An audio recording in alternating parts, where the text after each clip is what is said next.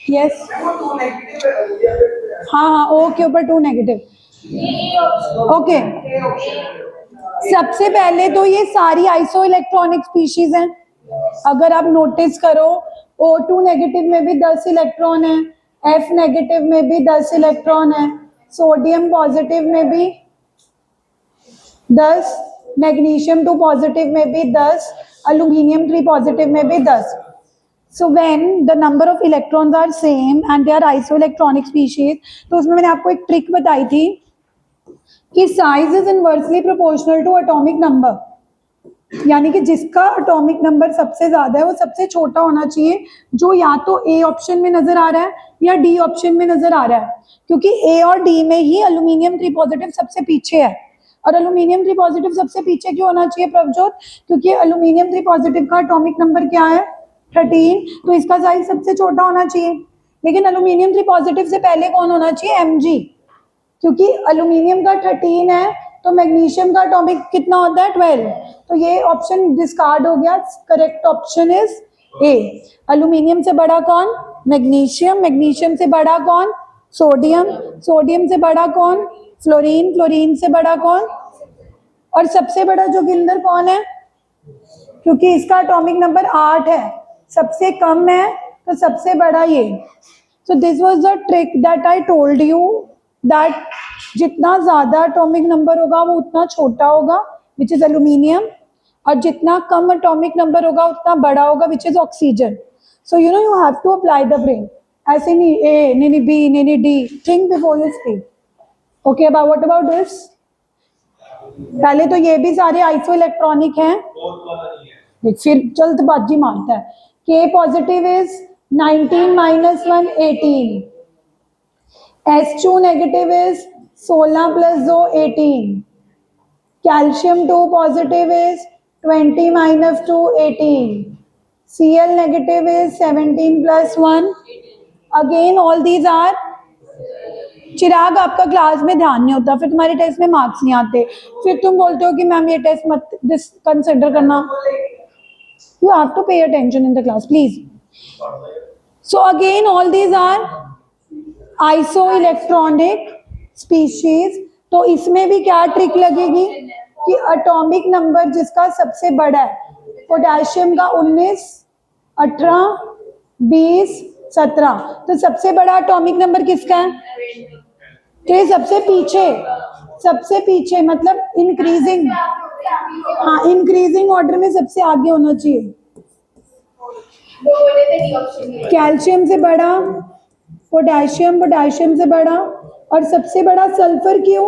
क्योंकि atomic number इसका सबसे, तो इंक्रीजिंग ऑर्डर में जो सबसे छोटा है वो सबसे आगे आएगा, और सबसे छोटा कैल्शियम क्यों निकला? बिकॉज इसका एटॉमिक नंबर सबसे बड़ा, एटॉमिक नंबर में साइज उसका छोटा होगा। This is the trick. Okay, what about this?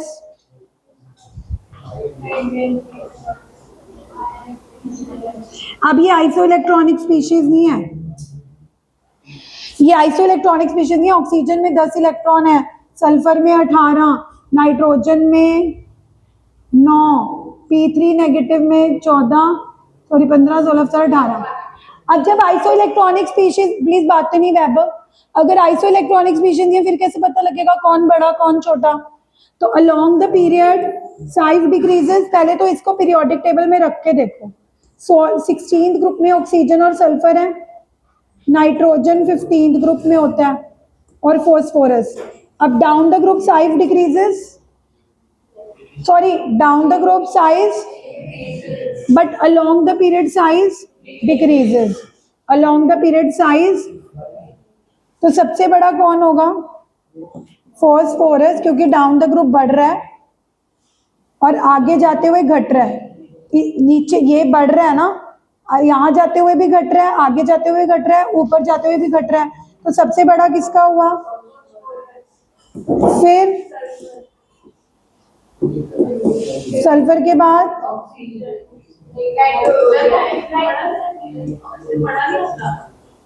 हाँ वो थोड़ा एक्सेप्शन थी।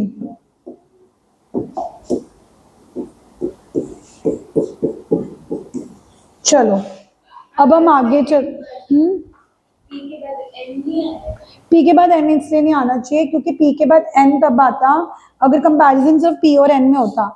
अगर आप थर्ड पीरियड के एलिमेंट्स को देख रहे हो तो पहले थर्ड पीरियड्स के, हाँ हाँ वो सेकेंड पीरियड का हो गया ना। अगर तुम थर्ड पीरियड, अगर तुम कह रहे हो कि फॉस्फोरस से छोटा नाइट्रोजन है बट नाइट्रोजन से बड़ा सल्फर होगा, क्योंकि भले इधर भी साइज डिक्रीज हो रहा है इधर भी, बट पहले थर्ड पीरियड वाले आएंगे फिर कौन से पीरियड वाले आएंगे। जैसे हर क्वेश्चन इज कि मैम फॉस्फोरस से सल्फर भी छोटा है नाइट्रोजन भी छोटा है, बट आपने फॉस्फोरस के बाद सल्फर को क्यों लगाया है, नाइट्रोजन क्यों नहीं लगाया, क्योंकि नाइट्रोजन तो बहुत ज्यादा छोटा होगा ना, क्योंकि वो कौन से पीरियड का है। सल्फर छोटा है फॉस्फोरस से बट नाइट्रोजन से तो बड़ा होगा, क्योंकि इसमें कितनी शेल होंगी। यानी कि द कंक्लूजन इज अगर तुम्हारे पास ऐसे एलिमेंट्स आ जाएं, कुछ थर्ड पीरियड के हैं कुछ, तो पहले तुम किन एलिमेंट्स को अरेंज करोगे, थर्ड पीरियड को, फिर किसको अरेंज करोगे, क्योंकि सेकंड पीरियड वाले तो वैसे ही छोटे होंगे क्योंकि उनके अंदर तो सिर्फ कितनी शेल्स हैं। थर्ड पीरियड वाले तो फिर भी बड़े होंगे क्योंकि उनके अंदर कितनी शेल्स हैं, 3। अब आगे चलते हैं। कल मैंने आपको एक टॉपिक स्टार्ट करवाया था आयोनाइजेशन एंथैल्पी। तो मैंने आपको बोला था कि आयोनाइजेशन एंथैल्पी वो एनर्जी होती है जो हमें आउटर मोस्ट इलेक्ट्रॉन को रिमूव करने के लिए देनी पड़ती है, बट आइसोलेटेड स्टेट, यानी कि एटम ऑलरेडी अकेला होना चाहिए, क्योंकि अगर वो अकेला नहीं हुआ, वो दूसरे एटम के साथ बॉन्डेड स्टेट में हुआ, तो जो आप एनर्जी दोगे वो उसको आइसोलेट करने में यूटिलाइज हो जाएगी।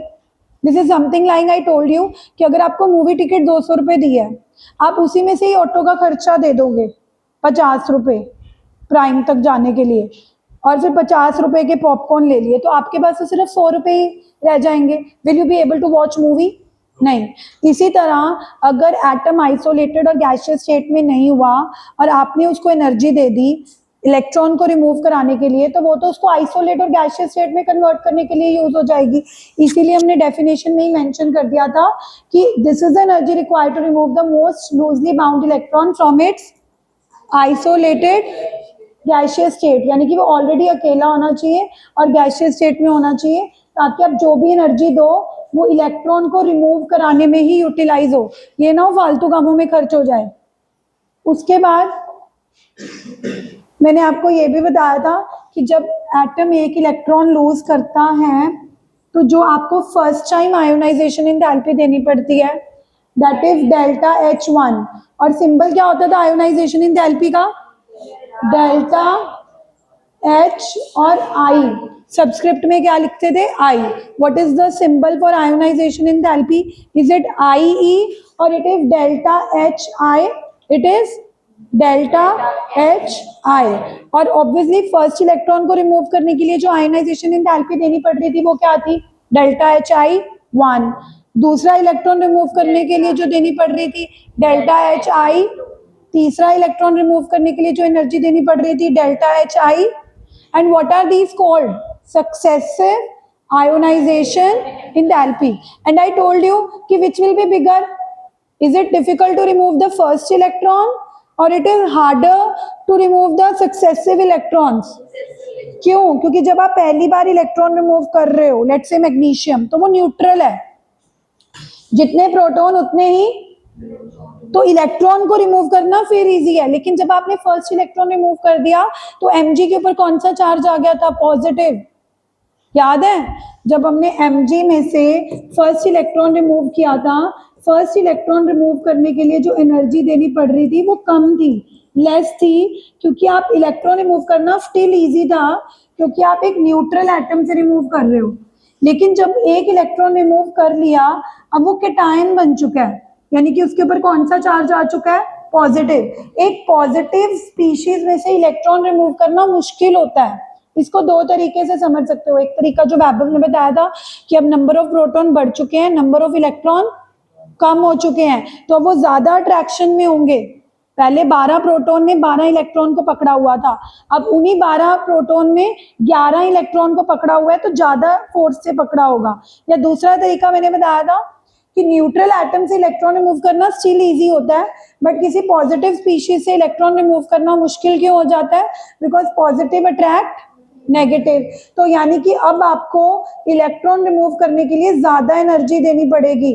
तो मैंने आपको कल लिखवाया था कि delta H3 will be greater than delta H2 and delta H2 will be greater than 1. This is the order of successive ionization enthalpy and this is valid for all.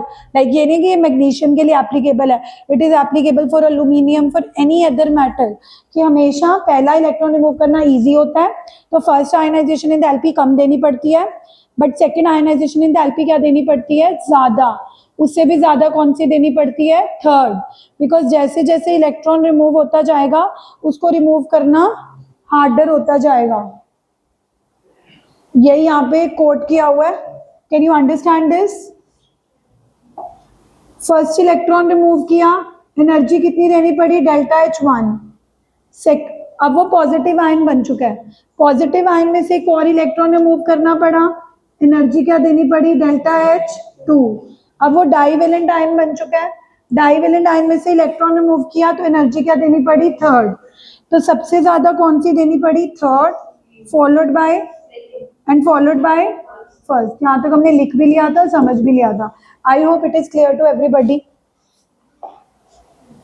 Okay,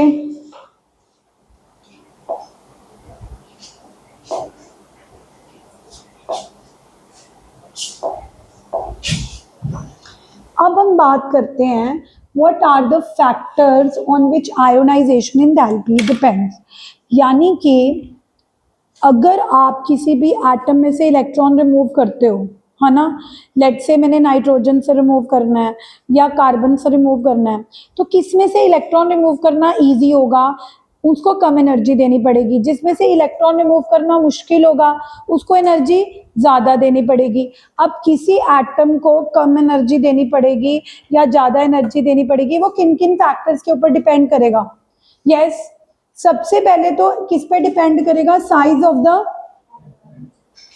atom. मतलब अगर बड़ा size होगा atom का, it is easy to remove, लेकिन छोटा size होगा तो मतलब आउटर मोस्ट इलेक्ट्रॉन न्यूक्लियस के पास होगा, then it is difficult to remove. तो यानी कि बड़ा साइज एटम का होगा तो कम एनर्जी देनी पड़ेगी, लेकिन अगर छोटा साइज होगा तो एनर्जी। अब मुझे एक बात बताओ, जब हमने पीरियड में करा था कि ये लिथियम है, सेकंड पीरियड में फिर बेरिलियम, जैसे जैसे हम अलोंग द पीरियड मूव करते हैं तो साइज छोटा होता चला जाता है, यस और नो?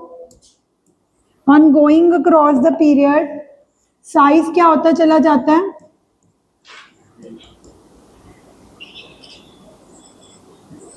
तो कौन मुझे बताएगा कि अगर along the period size decrease करता जा रहा है तो आउटर मोस्ट इलेक्ट्रॉन रिमूव करना इजी होता चला जाएगा कि difficult? It is easy to remove the electron Webber as we go along the period, or it is becoming harder to difficult, क्योंकि इलेक्ट्रॉन न्यूक्लियस के पास जा रहा है। यही चीज मैं बता रही हूँ कि अगर अलोंग द पीरियड जाएंगे, साइज छोटा होता जा रहा है तो एनर्जी ज्यादा देनी पड़ेगी, आयोनाइजेशन एंथैल्पी इंक्रीजेस। क्यों ज्यादा देनी पड़ेगी? क्योंकि इसमें से इलेक्ट्रॉन रिमूव करना स्टिल इजी है। अब साइज छोटा हो गया, इलेक्ट्रॉन किसके पास चला गया शशांक? बेरिलियम के न्यूक्लियस के पास चला गया ना, न्यूक्लियस के पास चला गया तो इसको रिमूव करना इजी है कि डिफिकल्ट? इजी। अच्छा, न्यूक्लियस तो इलेक्ट्रॉन को अट्रैक्ट नहीं करता, इलेक्ट्रॉन किससे जुड़ा हुआ है? न्यूक्लियस से, तभी उसको रिमूव करना मुश्किल है। अब अगर साइज छोटा हो जाएगा, इलेक्ट्रॉन किसके पास चला जाएगा? न्यूक्लियस के, यानी कि अब तो वो न्यूक्लियस की पकड़ में आ गया, उल्टा अब तो उसको रिमूव करना और भी क्या हो जाएगा? डिफिकल्ट। तो एनर्जी ज्यादा देनी पड़ेगी, हाई। अब क्या हुआ, साइज और छोटा हो गया, इलेक्ट्रॉन और न्यूक्लियस के पास चला गया, अब उसमें से इलेक्ट्रॉन रिमूव करना और मुश्किल हो गया, एनर्जी और भी क्या देनी पड़ेगी? हाई। तो यही चीज है कि आयोनाइजेशन एंथैल्पी सबसे पहले तो साइज पे डिपेंड करती है। जैसे जैसे साइज बढ़ता जाता है, इलेक्ट्रॉन रिमूव करना इजी होता जाता है, आयोनाइजेशन एंथैल्पी कम देनी पड़ती है। बट साइज अगर छोटा होता चला जाएगा तो आयोनाइजेशन एंथैल्पी क्या देनी पड़ेगी? वैभव, ये बात क्लियर है कि जैसे जैसे साइज छोटा होता चला जाएगा, आयोनाइजेशन इलेक्ट्रॉन रिमूव करना मुश्किल होता चला जाएगा, तो एनर्जी क्या देनी पड़ेगी? बट यहाँ पे मैं आपसे एक क्वेश्चन पूछना चाहूंगी कि अगर तुम ये बोल रहे हो कि नाइट्रोजन से छोटा कौन है, नाइट्रोजन से छोटा, चलो वो एक्सेप्शन थी, वैसे एक एग्जांपल दे रही हूँ। नाइट्रोजन से छोटा कौन है, मान लो ऑक्सीजन। तो मुश्किल किस में से होना चाहिए, नाइट्रोजन में से रिमूव मुश्किल होना चाहिए या ऑक्सीजन? यानी कि आयोनाइजेशन एंथैल्पी ऑक्सीजन की हाई होनी चाहिए, है ना। लेकिन जब उन्होंने देखा आयोनाइजेशन नाइट्रोजन की हाई निकली, यानी कि वैसे तो आयोनाइजेशन एंथैल्पी बढ़ रही थी, मान लो यहाँ पे 20 है, यहाँ पे 25 होगी, यहाँ पे 30 होगी, यहाँ पे 35 होगी, तो 35 पे 40 होनी चाहिए थी, इसकी कम हो गई।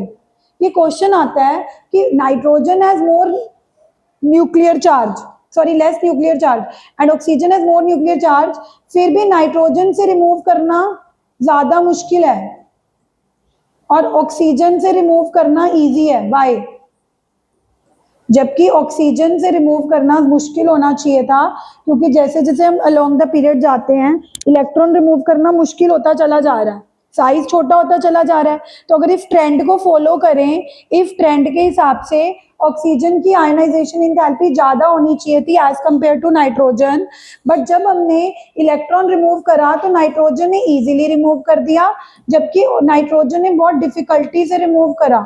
तो इसका रीजन है कि आयनाइजेशन एंथैल्पी साइज पे तो डिपेंड करता है, बट इस बात पे भी डिपेंड करता है कॉन्फ़िगरेशन। नाइट्रोजन की कॉन्फ़िगरेशन चेक करना वैभव, 2p3, 2p3 कौन सी कॉन्फ़िगरेशन होती है, हाफ फिल्ड, जो कि एक्स्ट्रा स्टेबल होती है।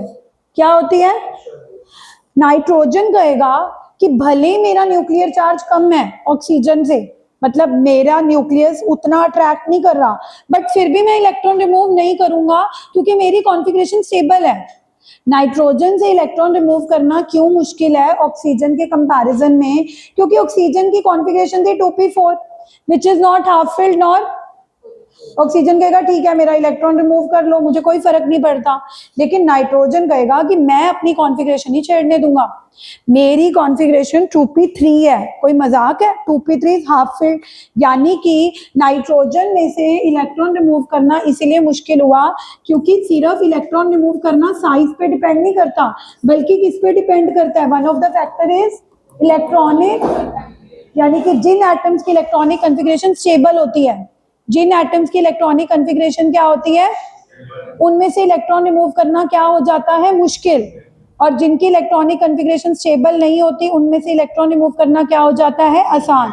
ये एक्सेप्शन है, क्वेश्चन आता है that although oxygen has more nuclear charge 8 and nitrogen has less nuclear charge 7, still ionisation enthalpy of nitrogen is more, यानी कि ज्यादा एनर्जी नाइट्रोजन को क्यों देनी पड़ रही है, जबकि उसके न्यूक्लियस में तो सिर्फ कितने प्रोटॉन्स हैं जो अट्रैक्ट कर रहे हैं, 7, लेकिन ऑक्सीजन के न्यूक्लियस में तो कितने प्रोटॉन्स हैं, यानी कि ऑक्सीजन में मुश्किल होना चाहिए था बट नाइट्रोजन में इजी होना चाहिए था, बट नाइट्रोजन में इजी क्यों नहीं हुआ, because of its half filled stable configuration. Nitrogen ने कहा कि भले ही मेरे प्रोटॉन्स कम हो, न्यूक्लियस में अट्रैक्शन कम हो, लेकिन look at my configuration, nitrogen कहेगा मेरी कॉन्फ़िगरेशन देखो क्या है, 2p3 मतलब तीनों ऑर्बिटल्स में एक इलेक्ट्रॉन है, जिस कॉन्फ़िगरेशन को क्या बोला जाता है, और हाफ फिल्ड कॉन्फ़िगरेशन क्या होती है। तो नाइट्रोजन कहेगा भाई मेरा तो स्टेबल कॉन्फ़िगरेशन है, मैं नहीं इजीली इलेक्ट्रॉन रिमूव करूंगा, इसीलिए नाइट्रोजन को एनर्जी ज्यादा देनी पड़ेगी, जबकि ऑक्सीजन को एनर्जी कम क्यों देनी पड़ेगी, क्योंकि ऑक्सीजन की कॉन्फ़िगरेशन क्या है, 2p which is not half filled nor it is unstable, वो कहेगा कर लो इलेक्ट्रॉन रिमूव, मुझे कोई फर्क नहीं पड़ता। तो यानी कि दो फैक्टर्स हमने पढ़ लिए। पहला फैक्टर क्या है, आयनाइजेशन एंथैल्पी किस पे डिपेंड कर रहा था, साइज पे, किस पे डिपेंड कर रहा था, जैसे जैसे साइज छोटा होता चला जा रहा था वैसे वैसे इलेक्ट्रॉन रिमूव करना मुश्किल होता जा रहा था, क्योंकि साइज छोटे होने का मतलब है आउटर मोस्ट इलेक्ट्रॉन न्यूक्लियस के पास जा रहा है, आउटर मोस्ट इलेक्ट्रॉन किसके पास जा रहा है, तो it was becoming harder.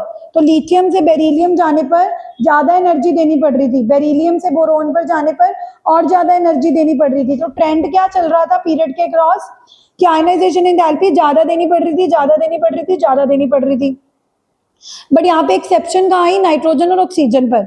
Exception कहाँ पर आई, नाइट्रोजन और, कि जैसे जैसे लॉन्ग द पीरियड जा रहे थे आयनाइजेशन एंथैल्पी ज्यादा देनी पड़ रही थी, तो ऑक्सीजन को ज्यादा देनी चाहिए थी, बट यहाँ पे एक्सेप्शन क्या आई कि ऑक्सीजन और नाइट्रोजन में से किसको ज्यादा देनी पड़ रही थी, बिकॉज इसमें दूसरा फैक्टर आ गया. एंड व्हाट वाज द दूसरा factor? Electronic configuration. Because ionization enthalpy not only depends upon the size of the atom but it also depends upon the electronic configuration. यानी कि जिन एटम्स की इलेक्ट्रॉनिक कन्फिग्रेशन ऑलरेडी स्टेबल होगी उनको energy ज्यादा देनी पड़ेगी. और नाइट्रोजन और ऑक्सीजन में से किसकी इलेक्ट्रॉनिक कन्फिग्रेशन ज्यादा स्टेबल निकली? Which is 2p half filled and extra, जबकि ऑक्सीजन की कॉन्फ़िगरेशन क्या निकली? 2p which is neither half filled nor fully filled. एक और एक्सेप्शन आई बेरिलियम और बोरोन पर. बेरिलियम और बोरोन में से भी ज्यादा एनर्जी हमें बोरोन को देनी चाहिए थी. बेरिलियम और बोरोन में से भी ज्यादा एनर्जी बोरोन को देनी चाहिए थी. एक तो बोरोन का साइज छोटा हो रहा है, अलोंग द पीरियड जाते ही वैसे भी आयनाइजेशन एंथैल्पी की वैल्यू बढ़ती है मन्नत, बट इसमें भी बेरिलियम को ज्यादा एनर्जी देनी पड़ी बोरोन से. उसका रीजन सुनो. बेरिलियम की कॉन्फ़िगरेशन होती है 1s2 2s2. बोरोन का एटॉमिक नंबर 5 है, तो इसकी कॉन्फ़िगरेशन होती है 1s2 2s2 2p1. यानी कि बेरिलियम में से जब आप आउटर मोस्ट इलेक्ट्रॉन रिमूव करोगे तो 2s में से रिमूव करना है, और बोरोन में से जब इलेक्ट्रॉन रिमूव करोगे जोगिंदर तो किस में से करना है? p से इलेक्ट्रॉन रिमूव करना इजी है. Out of s subshell and p subshell it is difficult to remove electron from s subshell because S subshell nucleus की तरफ ज्यादा पेनिट्रेटेड होती हैं. आपको पता है ना, ये एस पी डी एफ अलग अलग सबशेल है. एस की शेप क्या होती थी? स्फेरिकल. पी की सबशेल क्या होती थी? डम्बेल. डी की क्या होती थी? Double dumbbell. तो इनके शेप्स के अकॉर्डिंगली कुछ सबशेल्स ऐसी होती हैं जिनकी पेनिट्रेशन पावर ज्यादा होती है. पेनिट्रेशन पावर ज्यादा का मतलब है कि वो न्यूक्लियस की तरफ ज्यादा पेनिट्रेटेड है. अब किसी को लगेगा कि बेरिलियम में से भी सेकंड शेल में से इलेक्ट्रॉन रिमूव करना है, बोरोन में से भी सेकंड शेल में से रिमूव करना है, लेकिन फर्क है. फर्क ये है कि जब आप बेरिलियम से रिमूव कर रहे हो तो इलेक्ट्रॉन 2s में से रिमूव करना विच इज डिफिकल्ट, क्योंकि s subshell is more penetrated towards the nucleus. Boron में से इजी हो जाएगा, जबकि होना टफ चाहिए था, क्योंकि बेरिलियम में सिर्फ न्यूक्लियर चार्ज कितना है जो अट्रैक्ट कर रहा है? 4. और बोरोन में से कितना न्यूक्लियर चार्ज है? तो डिफिकल्ट रिमूव किसमें से होना चाहिए था? बोरोन. बट ज्यादा डिफिकल्ट रिमूव करना किसमें से आया? बट ये एक्सेप्शन किस वजह से आई? बिकॉज बेरिलियम में भले ही न्यूक्लियर चार्ज 4 था but electron was to be removed from 2s which is difficult because the penetration power of s is more than. Boron में से इजी क्यों हो गया प्रभजोत? क्योंकि भले ही इसका न्यूक्लियर चार्ज ज्यादा है बट इसमें से इजी क्यों हो गया? क्योंकि अब इलेक्ट्रॉन 2s2 में नहीं है, अब इलेक्ट्रॉन किस में है? 2p1 में, which is easy to remove. यानी कि one of the factor on which ionization enthalpy depends upon the penetration effect. Penetration effect of electrons का मतलब है कि अगर इलेक्ट्रॉन s में है तो उनमें से रिमूव करना मुश्किल है एज कंपेयर टू p में मुश्किल है एज कंपेयर टू डी में मुश्किल है एज कंपेयर टू f, क्योंकि पेनिट्रेशन पावर किसकी सबसे ज्यादा होती है? उसके बाद और इसकी एक्सेप्शन s और p वाली कौन सा क्वेश्चन आएगा? बोरोन और बेरिलियम का, कि although boron has more nuclear charge 5 than beryllium whose nuclear charge is only 4, फिर भी बोरोन में से इजी क्यों है और बेरिलियम में से मुश्किल क्यों है? तो आप बोलोगे कि भले बेरिलियम का न्यूक्लियर चार्ज 4 है बट बेरिलियम में electron is to be remove from 2s2. Electron is to be removed from 2s, which is difficult than to remove the electron from 2p1 in boron. Boron में बेशक 5वां electron आ चुका है, nuclear charge भी बढ़ गया, but easy क्यों है? क्योंकि अब उसमें से इलेक्ट्रॉन 2p में से रिमूव करना है. उसमें से किस में से इलेक्ट्रॉन रिमूव करना है? एंड 2p में से रिमूव करना is easy as compare to remove the electron from 2s. समझ आया? कितने फैक्टर्स पढ़े जिन के ऊपर आयनाइजेशन एंथैल्पी डिपेंड करती है? पहले तो साइज. पहले तो कौन सा फैक्टर था? जैसे जैसे साइज घट रहा था इलेक्ट्रॉन रिमूव करना मुश्किल हो रहा था, आयनाइजेशन एंथैल्पी की वैल्यू बढ़ रही थी. दूसरा फैक्टर किसके ऊपर डिपेंड करा? Electronic configuration. किन एटम्स में से इलेक्ट्रॉन रिमूव करना इजी होता है? जिनकी इलेक्ट्रॉनिक कन्फिगरेशन स्टेबल होती है कि अनस्टेबल होती है? जैसे ऑक्सीजन की अनस्टेबल थी 2p4, तो इजीली रिमूव कर रहा था, लेकिन नाइट्रोजन इजीली क्यों रिमूव नहीं कर रहा था? क्योंकि उसकी कॉन्फ़िगरेशन क्या थी? 2p half filled. नाइट्रोजन ने बोला कि भाई मैं अपनी अपनी अपनी लाइफ में बहुत स्टेबल हूँ, बहुत खुश हूँ, मेरा इलेक्ट्रॉन मत रिमूव करो, मैं बहुत खुश हूँ। उसने इजीली रिमूव नहीं किया। और अगर तुमने कहा कि नहीं हम तो रिमूव करेंगे करेंगे, तुम्हें बहुत एनर्जी देनी पड़ेगी। जो स्टेबल कॉन्फ़िगरेशन वाले एलिमेंट्स होते हैं लाइक नाइट्रोजन, उनको बहुत ज्यादा एनर्जी क्यों देनी पड़ती है? क्योंकि वो खुशी से इलेक्ट्रॉन रिमूव करना नहीं चाहते। क्यों नहीं चाहते? क्योंकि वो ऑलरेडी क्या है? स्टेबल। अब अगर तुम अपनी लाइफ में स्टेबल हो तो तुम्हें कोई भी कुछ भी कह के कुछ भी नहीं करवा सकता। कि तुम्हें कोई कुछ कहे कि ठीक है आ जाओ, हम मैं तुम्हें इतने पैसे देता हूँ, हम यहाँ चलते हैं वहां चलते हैं, पार्टी करने चलते हैं, या कोई रॉन्ग हैबिट्स, आप कहोगे कि नहीं मैं अपनी लाइफ में बहुत खुश हूँ। लेकिन जो अपनी लाइफ में खुश नहीं होंगे, उसको थोड़ा सा उसका कोई फ्रेंड बोलेगा चल आ यार इतने पैसे लेके हम यहाँ चलते हैं पार्टी करते हैं, वो फटाफट इजीली मान जाएगा। लेकिन इजीली कौन नहीं मानेगा? जो ऑलरेडी क्या होगा? स्टेबल। ऐसी नाइट्रोजन की कहानी है। नाइट्रोजन से जब तुम इलेक्ट्रॉन रिमूव करने के लिए कहोगे, वो कहेगा कि देख भाई मैं तो बहुत स्टेबल हूँ, 2p3 हूँ, एक्स्ट्रा स्टेबल हूँ, हाफ फिल्ड हूँ, मैं क्यों रिमूव करूंगा? तो इसीलिए उसको एनर्जी क्या देनी पड़ेगी? ज्यादा। और ऑक्सीजन जो स्टेबल ही नहीं है 2p4, थोड़ी सी एनर्जी दोगे ऑक्सीजन कहेगा ले कर ले remove electron. So this is something like that. क्यों? फ्लोरीन स्टेबल थोड़ा है, 2p5 है वो तो। क्यों? वो क्यों लूज करेगा? फ्लोरीन तो लूज ही नहीं करेगा। फ्लोरीन तो 2p5 है, वो तो गेन करेगा। वो तो कहेगा कि मैं गेन करके 2p5 से क्या बन जाऊं? 2p। कोई चीजें स्टेबल होने के लिए गेन करती हैं, कई चीजें स्टेबल होने के लिए ओके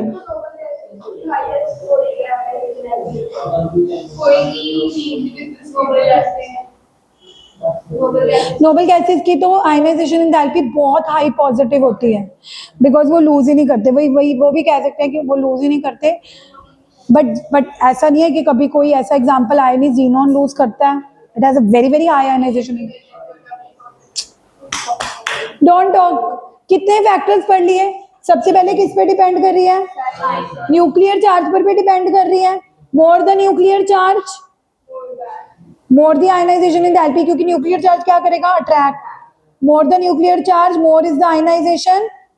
बट उस हिसाब से बोरोन का न्यूक्लियर चार्ज ज्यादा होता है 5, बेरिलियम का कम होता है। फिर बोरोन में ज्यादा क्यों नहीं देनी पड़ रही? Because of the penetration effect. और लास्ट फैक्टर कौन सा करा? इलेक्ट्रॉनिक कन्फी, कि जिनकी स्टेबल इलेक्ट्रॉनिक कन्फिग्रेशन होती है उनको आयनाइजेशन एंथैल्पी क्या देनी पड़ती है? ज्यादा। जिनकी इलेक्ट्रॉनिक कन्फिग्रेशन अनस्टेबल होती है उनको एनर्जी क्या देनी पड़ती है? कम। तो ओवरऑल हमने 4 फैक्टर्स पढ़ लिए। कौन कौन से फैक्टर्स बोलो? Nuclear charge, which factor is left? Screening effect of the inner electron. This is the factor which students usually understand. Chirag, this is not the time to mock about anything. We are discussing something very serious. तो मैं आपको ये बोल रही हूँ कि ये 4 factors तो बच्चों को फिर समझ आ जाते हैं। साइज समझ आ जाता है, बड़ा साइज इजी टू रिमूव, छोटा size difficult to remove. Nuclear charge भी समझ आ जाता है। More the nuclear charge more will be the attraction, less the nuclear charge less will be the attraction. Penetration effect भी मैंने तुम्हें बेरिलियम और बोरोन का एग्जांपल देके समझा ही दिया कि बेरिलियम में इलेक्ट्रॉन रिमूव करना मुश्किल क्यों हो रहा है? क्योंकि भले ही उसका न्यूक्लियर चार्ज 4 है, बट उसमें से इलेक्ट्रॉन 2s में से रिमूव करना है, विच इज डिफिकल्ट, क्योंकि s की पेनिट्रेशन पावर ज्यादा होती है। बोरोन से इजी क्यों हो गया? भले ही बोरोन का न्यूक्लियर चार्ज 5 है, क्योंकि बोरोन में आप इलेक्ट्रॉन किस में से रिमूव कर रहे हो? 2p में से।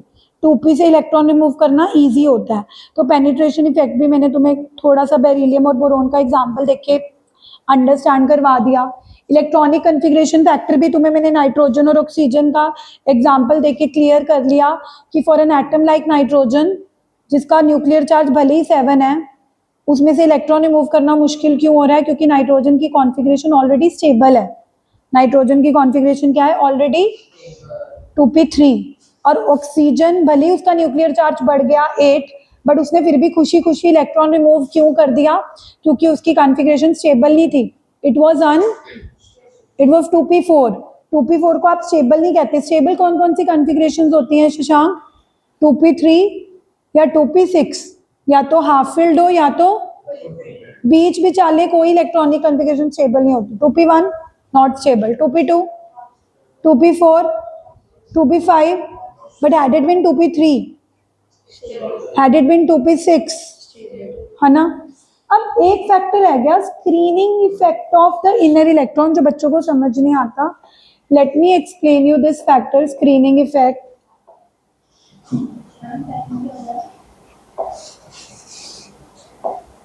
अभी पढ़ा है.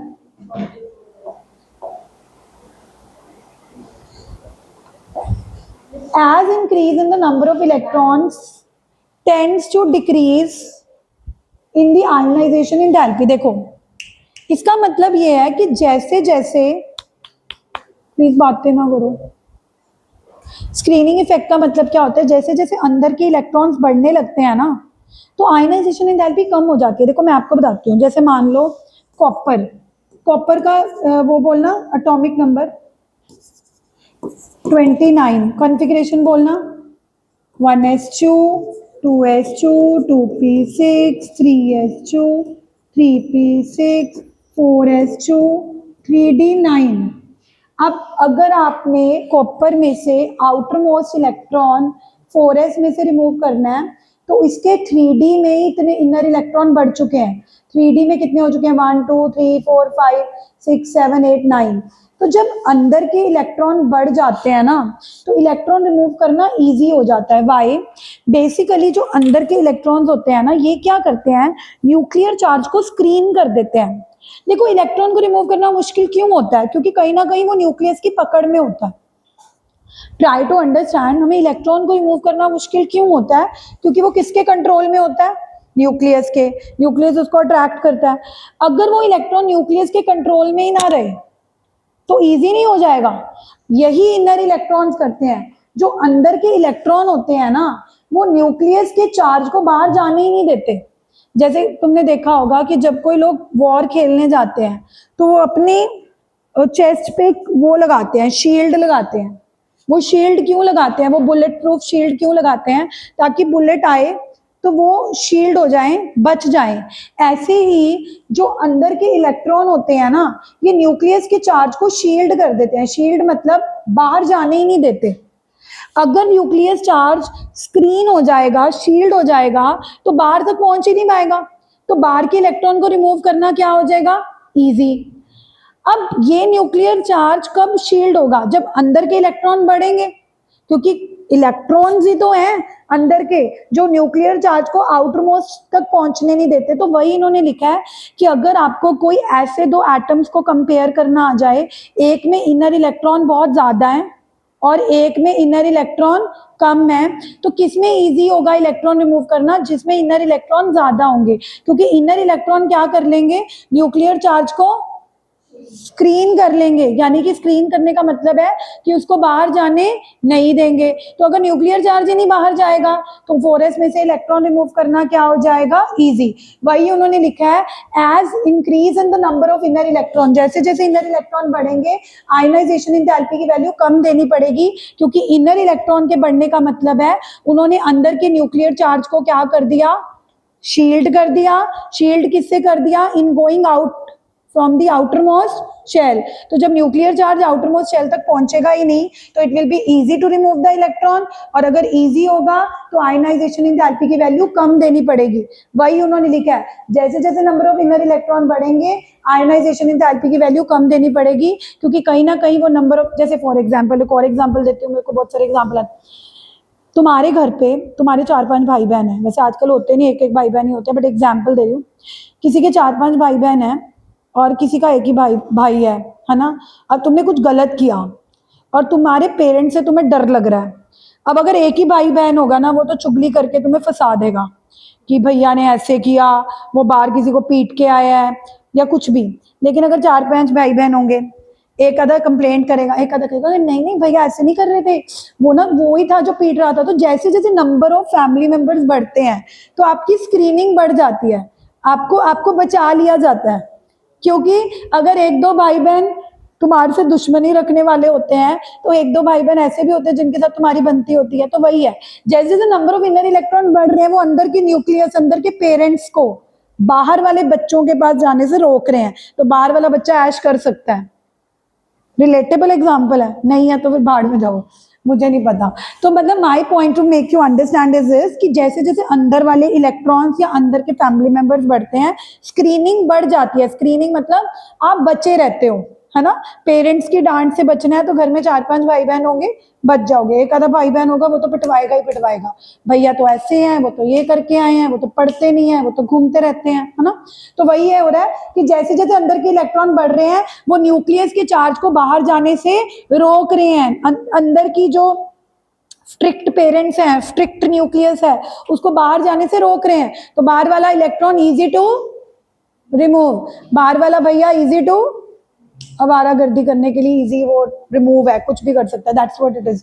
चलो एनीवे, समझ आया, ठीक है, नहीं आया तो you can learn it. Electronic configuration में बता ही चुकी हूँ कि जिनकी 2p3 हाफ फिल्ड होती है, इजी टू डिफिकल्ट होता है। नोबल गैसेस में से भी डिफिकल्ट क्यों है इलेक्ट्रॉन रिमूव करना? क्योंकि उनकी कॉन्फ़िगरेशन क्या होती है, 2p6, 2s2 2p6 fully filled. और बेरिलियम में से मुश्किल क्यों है? क्योंकि इलेक्ट्रॉन किस में से रिमूव करना है, s। तो ये सारे फैक्टर्स याद हो गए, पेपर में लिखने के लिए आएंगे। What are the factors on which ionization in enthalpy depends? याद हो गए फैक्टर्स? प्रभजोत पहला फैक्टर पढ़ो। Okay, Vaibhav second factor, more the nuclear charge, high the ionization. Nuclear charge ने तो क्या करना है, इलेक्ट्रॉन को पकड़ लेना ना। More the nuclear charge, higher will be the ionization enthalpy. Lesser the nuclear charge, lesser will be the ionization enthalpy. Chirag, what is the third effect? The inner electron. Inner electron क्या कर लेते हैं, अंदर के न्यूक्लियर चार्ज को क्या कर लेते हैं, शील्ड कर लेते हैं फ्रॉम गोइंग टू द। तो अगर वो शील्ड कर लेंगे तो बाहर जाने ही नहीं देंगे, तो इलेक्ट्रॉन रिमूव करना क्या हो जाएगा, इजी। तो इलेक्ट्रॉन रिमूव करना इजी हो जाएगा, तो आयनाइजेशन एंथैल्पी की वैल्यू क्या देनी पड़ेगी, कम। तो more the number of inner electrons, more will be the screening, less will be the ionization, but less the inner electron, lesser will be the screening, more will be the. What is the fourth factor, Shashank? What is this meaning, penetration effect? That the electron which is present in S will be more penetrated towards the nucleus, harder will be to remove the electron. इस factor को समझाने के लिए किसका example दोगे, beryllium and. Beryllium की configuration क्या है, 1s2 2s, यानी कि इसमें से इलेक्ट्रॉन 2s में से रिमूव करना है, which is more penetrated, so it is difficult. जबकि बोरोन की कॉन्फ़िगरेशन क्या है, 1s2 2s2 2p1, इजी, क्योंकि इलेक्ट्रॉन 2s से नहीं रिमूव करना, किससे रिमूव करना है। Yes Joginder, can you elaborate electronic configuration वाला फैक्टर कि किन एलिमेंट्स की इलेक्ट्रॉनिक कॉन्फ़िगरेशन में से इलेक्ट्रॉन रिमूव करना डिफिकल्ट होता है, जो ऑलरेडी क्या होती हैं, स्टेबल। कौन कौन से एलिमेंट्स हैं जिनकी कॉन्फ़िगरेशन स्टेबल होती है? Oxygen, nitrogen 2p3 half filled, phosphorus 3p3 half filled, noble gases fully filled. ये सारे एलिमेंट्स हैं जिनकी इलेक्ट्रॉनिक कॉन्फ़िगरेशन ऑलरेडी क्या है, हाफ फिल्ड या विच इज एक्स्ट्रा स्टेबल। वालों में से इजी होता है कि डिफिकल्ट, है ना। अगर तुम स्टेबल हो, तुम्हें जल्दी जल्दी कोई गुमराह नहीं कर सकता। तुम्हारे फ्रेंड्स आके तुम्हें बोलेंगे कि इतने पैसे ले, हम इधर चलते हैं, तो तुम नहीं जाओगे अनटिल एंड अनलेस तुम्हें बहुत ज्यादा गुमराह करा जाएगा। अगर तुम थोड़े से भी अनस्टेबल होगे, थोड़े से भी अनहैप्पी होगे, तुम्हारा फ्रेंड तुम्हें कोई भी दूसरा रास्ता दिखाएगा, यू विल इजीली बी, है ना। तो ऐसे एलिमेंट्स में होता है कि जो एलिमेंट्स ऑलरेडी स्टेबल होते हैं, like half filled and extra field, वो इजीली इलेक्ट्रॉन रिमूव नहीं करते। नाइट्रोजन कहेगा कि मैं क्यों रिमूव करूं, मैं तो 2p3 हूं, तो उसको एनर्जी क्या देनी पड़ेगी, ज्यादा। लेकिन ऑक्सीजन 2p4, वो कहेगा ले ले यार, मेरे को क्या फर्क पड़ता है, मैं 2p4 हूँ, ना तो मैं फुली फिल्ड हूँ, ना तो मैं हाफ फिल्ड हूँ। बल्कि ऑक्सीजन लूज करके उसका फायदा हो जाएगा, क्योंकि अगर ऑक्सीजन 2p4 है, वो लूज कर देगा तो वो क्या बन जाएगा, 2p3। उल्टा ऑक्सीजन तो कहेगा कि लो मेरा इलेक्ट्रॉन, मैं करता हूँ रिमूव, ताकि मैं 2p4 से क्या हो जाऊं, 2p। तो वही रिमूव करते हैं जिनको रिमूव करके फायदा है, लेकिन जो ऑलरेडी स्टेबल है वो कभी भी रिमूव नहीं करते। तो ये सारे फैक्टर्स अगर कल को लिखने के लिए आ जाएं, 3 मार्क का question, theory question, that what are the factors on which ionization enthalpy, will you be able to elaborate? कि सिर्फ इतना लिख के आ जाओगे साइज ऑफ द एटम, इसको इलैबोरेट कर पाओगे?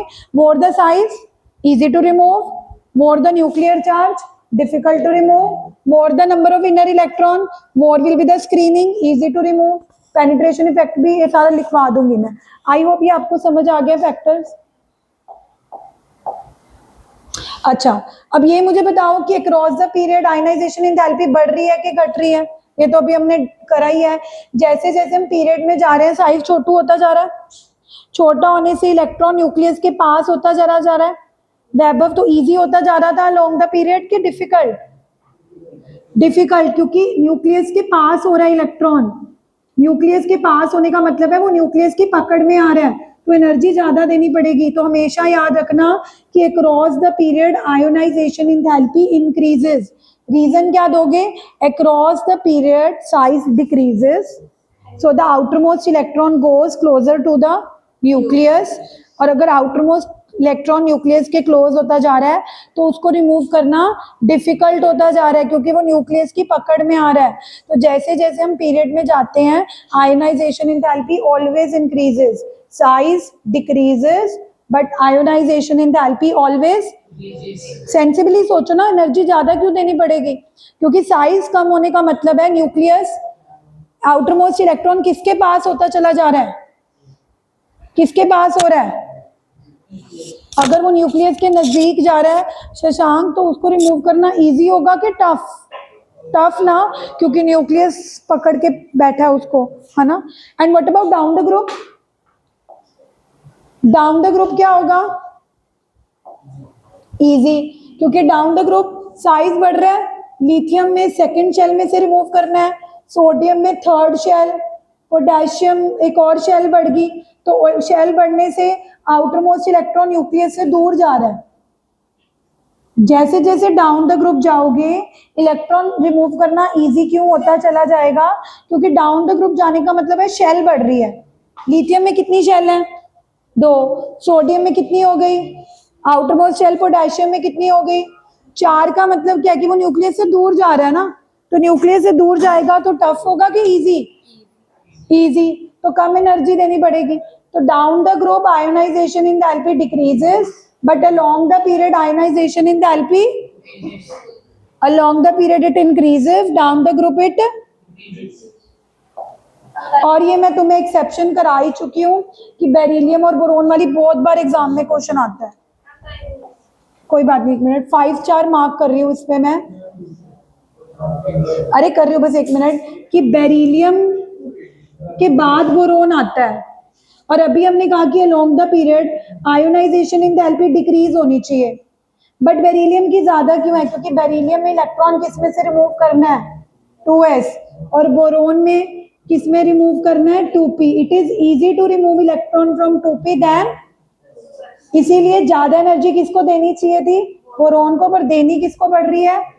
ये एक ऐसी एक्सेप्शन है जो टीचर्स की फेवरेट है आयोनाइजेशन एंथैल्पी में, और ये असर्शन में भी आती है. असर्शन की फॉर्म में आ जाएगा the ionization enthalpy of beryllium is higher than boron. और बच्चे फॉल्स लिखाएंगे क्योंकि उनको लगेगा कि बोरोन की ज्यादा होनी चाहिए along the period, nuclear charge भी उसका ज्यादा है. बट जो ये एग्जांपल याद करके जाएगा कि नहीं मैम ने बोला था कि होनी बोरोन की ज्यादा चाहिए, पर होती किसकी ज्यादा है? बेरिलियम की. क्योंकि बेरिलियम में इलेक्ट्रॉन 2s में से रिमूव करना है जो कि मुश्किल है. बोरोन में इजी क्यों हो रहा है? क्योंकि बोरोन में किस में से इलेक्ट्रॉन रिमूव करना है? 2p. तो रीजन भी ये लिखा होगा कि द असर्शन बना के वो ये दे देंगे, assertion बना के वो ये दे देंगे ionisation enthalpy of beryllium is more than ionisation enthalpy of boron. तो जिसको ये एग्जांपल याद रहेगा कि मैम ने बताया था कि होनी बोरोन की ज्यादा चाहिए बट होती किसकी है, तो वो लिखा आएगा कि assertion इफ ट्रू. लेकिन जिसको याद ही नहीं होगा ये कोई एक्सेप्शन, उसको तो लगेगा कि नहीं बोरोन की ज्यादा होनी चाहिए कि बोरोन बेरिलियम के बाद में आता है पीरियड में, तो वो इसको फॉल्स लिखाएगा. इसलिए जो एक्सेप्शंस टीचर्स बताती है ना उनको ध्यान से पढ़ा करो क्योंकि उन्हीं में से ही क्वेश्चन बन के आते हैं. बेशक 1 मार्क में असर्शन की फॉर्म में क्यों ना आ जाए. अब इसका रीजन क्या बना देंगे कि बेरिलियम की आयोनाइजेशन एंथैल्पी क्यों ज्यादा है? बिकॉज इसमें 2s की पेनिट्रेशन पावर ज्यादा होती है एज कंपेयर टू 2p. अब जिसको पता होगा कि हाँ यही तो रीजन है कि बेरिलियम में किस में से इलेक्ट्रॉन रिमूव करना है? 2s में से, जबकि बोरोन में किससे रिमूव करना है? 2p. और 2s की पेनिट्रेशन पावर ज्यादा होती है और reason is the correct explanation of assertion, तो वो ए पे टिक करके आएगा ना कि असर्शन भी ट्रू है, रीजन भी ट्रू है, और ना सिर्फ रीजन ट्रू है बट वो उसकी करेक्ट एक्सप्लेनेशन भी है कि क्योंकि 2s की पेनिट्रेशन पावर ज्यादा होती है 2p से, इसीलिए बेरिलियम की आयनाइजेशन एंथैल्पी हाई आ रही है। सो कई बार कोई टॉपिक पढ़ाया जाता है तो जरूरी नहीं है वो 2 मार्क्स में आएगा, it can come in 1 mark of assertion and reason. तो आज का टॉपिक समझ आया? ठीक है, कल हम नेक्स्ट टॉपिक करेंगे, 2 ही रह गए, चैप्टर खत्म होने वाला है। ठीक है, आज जल्दी नहीं क्लास खत्म है? ये बंद कर दे वंशिका।